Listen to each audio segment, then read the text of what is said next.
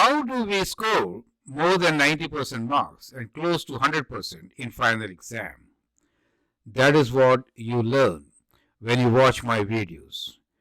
Since I take up questions which are based on past test papers, here is one for you.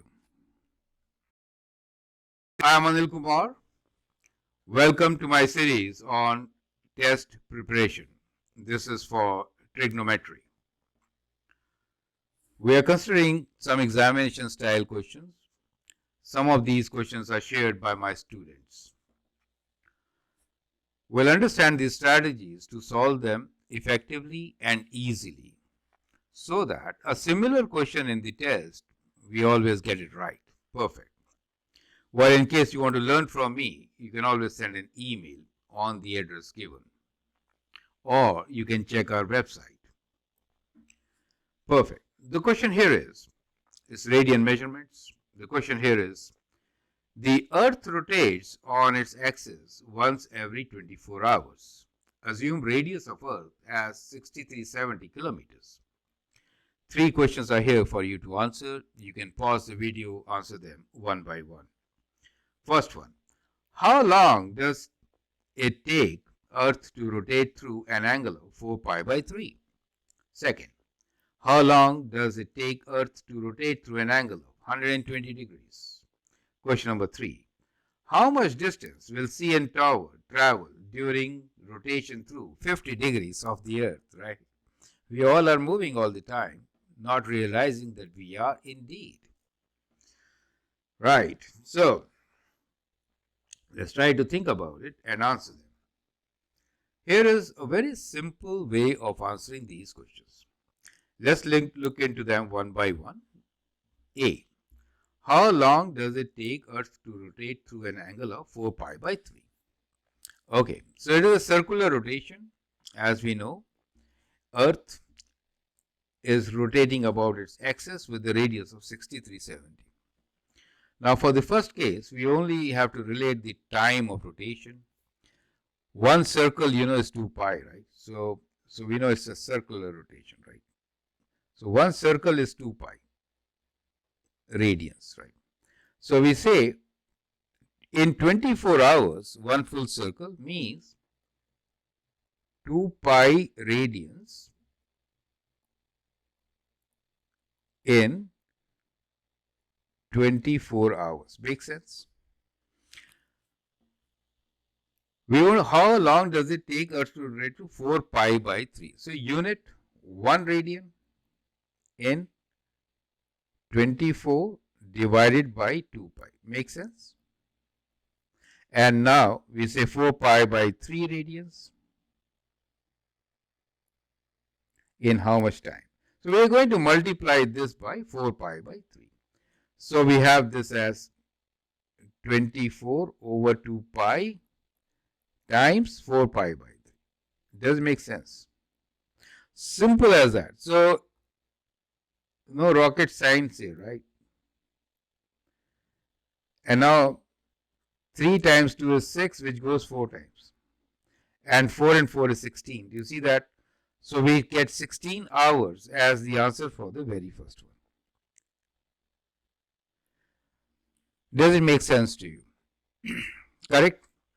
The second one is, how long does it take Earth to rotate through 120 degrees?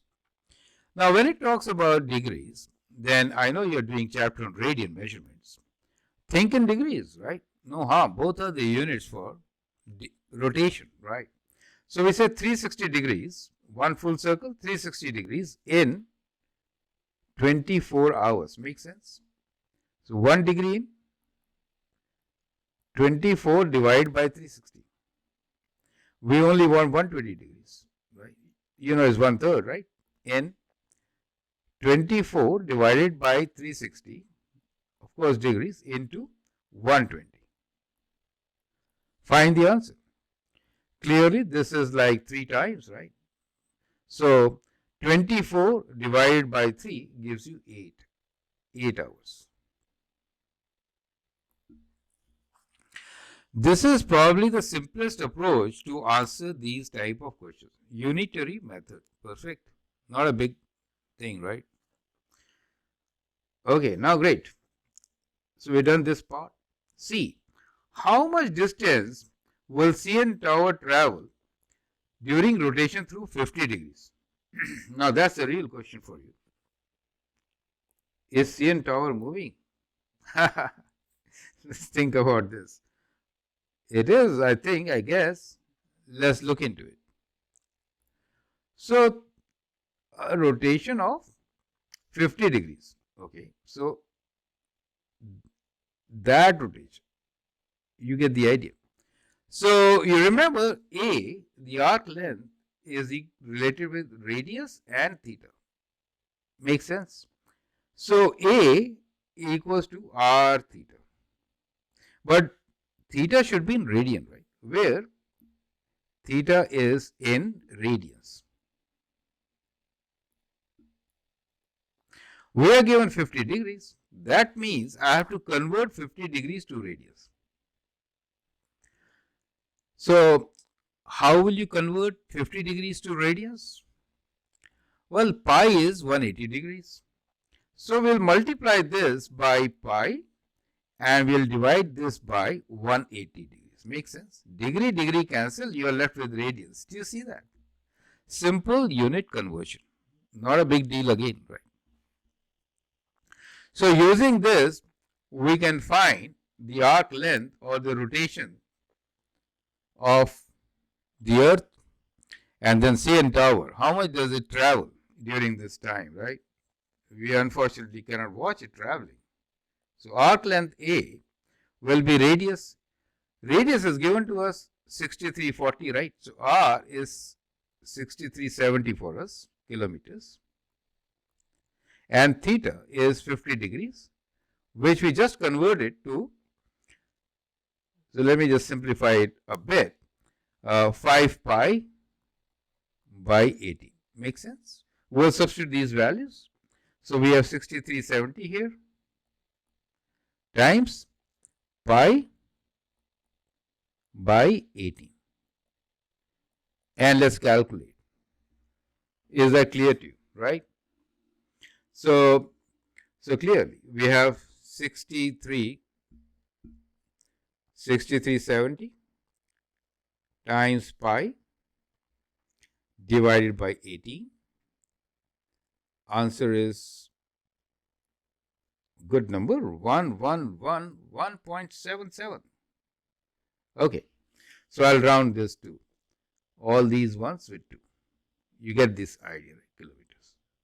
So 1112 kilometers. Make sense?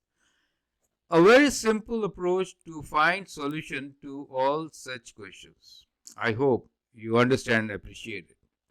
Feel free to write your comments and share your views. If you like and subscribe to my videos, that'd be great. Thanks for your time and all the best.